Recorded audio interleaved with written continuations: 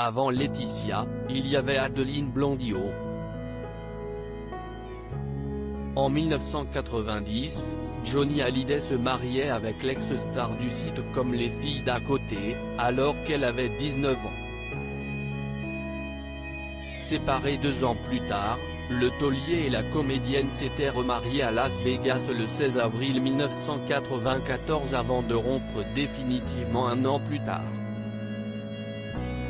Mais si, entre eux, l'amour n'était pas un long fleuve tranquille, Adeline Blondiau a également encaissé de nombreuses attaques, notamment de la part des fans du rocker.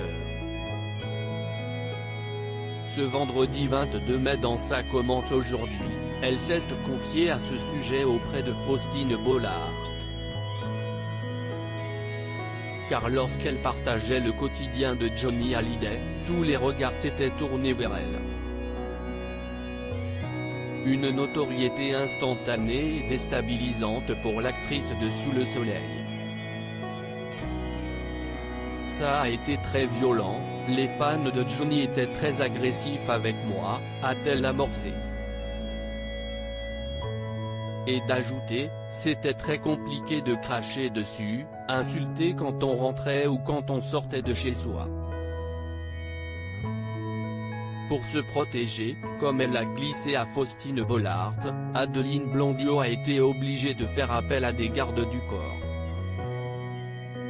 C'était difficile, on faisait du mal à personne. Adeline Blondiau, de comédienne à sophrologue séparée de Johnny Hallyday, Adeline Blondiau a retrouvé l'amour dans les bras du mannequin argentin Sergio Tamporelli, le père de son fils Aitor né en 1999, puis de Laurent Hubert, à qui elle a offert une petite fille du nom de Waylona le 30 août 2011.